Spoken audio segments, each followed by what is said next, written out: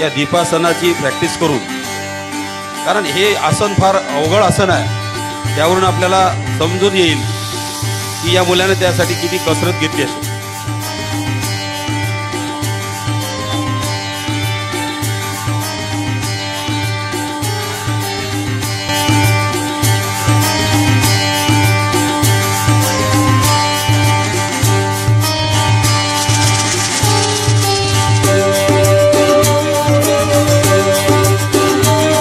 या कोवळ्या कळ्या माझी लपले शाहू फुले आंबेडकर शिवाजी.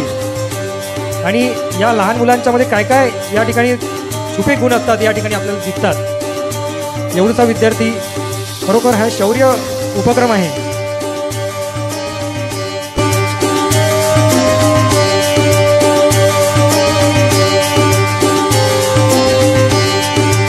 जोरदार टाळ्या उद्या.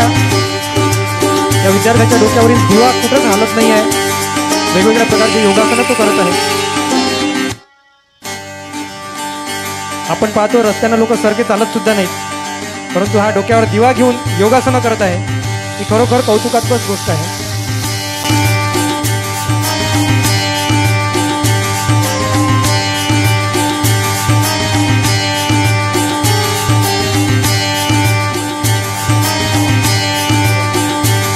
हे आपण आपल्या पुस्तकामध्ये, आपल्या सक्रिय पाठामध्ये सर्व आसनाची नावे आहेत.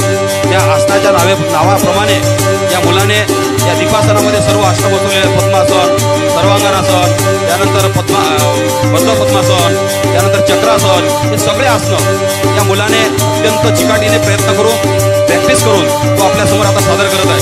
आपल्याला सुद्धा या आसनांची नावे माहीत आहेत.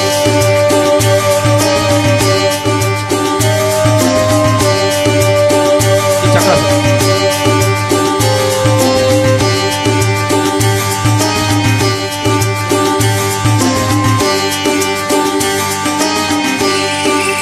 या कोवळ्या कळ्या माझी लोपले ज्ञानेश्वर रवींद्र शिवाजी.